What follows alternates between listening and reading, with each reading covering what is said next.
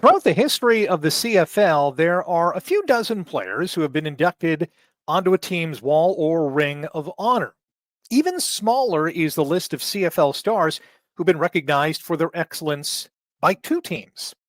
Hello again, Rick Samprin here. This is episode 10 of the fifth quarter show Legends. Yes, we are into the double digits in what is a weekly profile of the greatest Tiger Cats from the past.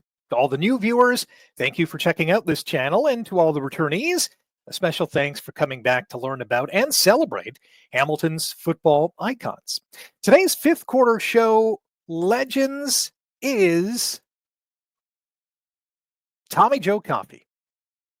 I'm sure quite a few of you, maybe virtually every fan, who has watched a game in Hamilton, whether it was at Tim Hortons Field or previous to that, Ivor Wynne Stadium, has looked up at the Tiger Cats Wall of Honor, the names of former players and coaches and builders that have displayed in black and gold on the team's facade since 1997.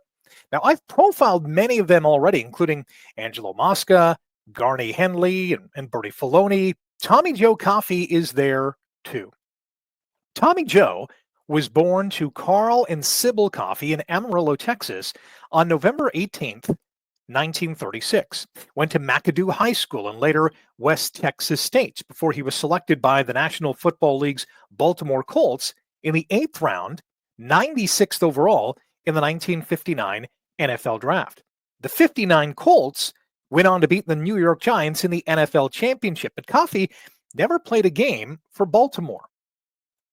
Instead, Tommy Joe kicked off his pro football career in Canada after he signed to play for the Edmonton Eskimos, where the rookie receiver and kicker scored his first touchdown and had 3 interceptions playing defensive back. Eagle Keys' Esks went 10-6 that year, but lost to Winnipeg in the 2-game WIFU final. Edmonton made it to the Grey Cup in Coffey's sophomore season, but they lost to Russ Jackson and the Ottawa Roughriders 16-6.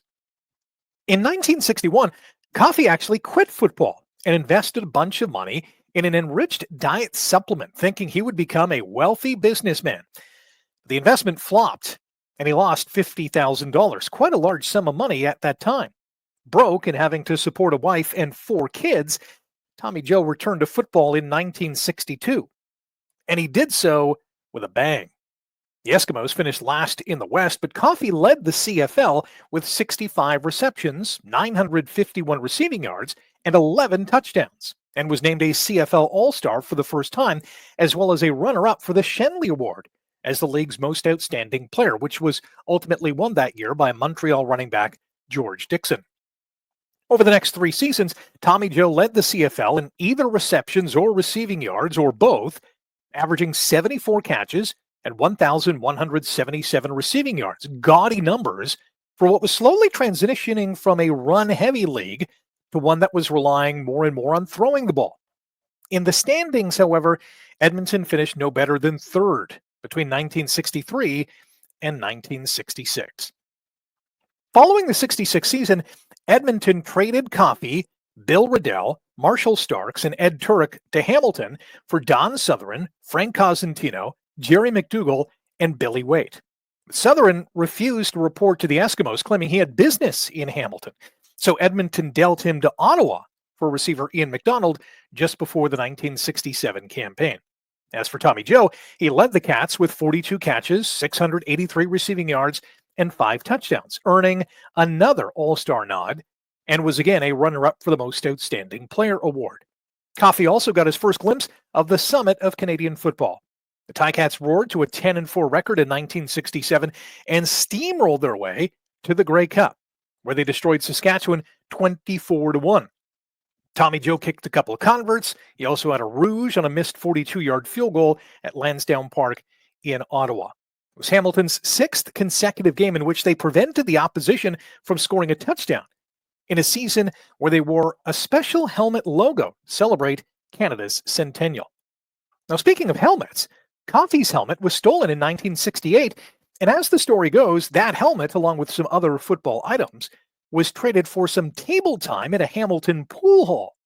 Coffey was reunited with his helmet in 2015, 48 years later, when an employee of the pool hall gave it back to the elderly football star.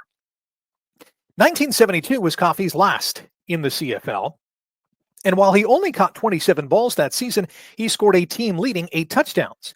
With Hamilton hosting the Grey Cup in 72, the Ticats made it to the first championship game to be played at the recently renamed Irwin Stadium and became the first club to win at home in the modern era, beating Saskatchewan 13-10.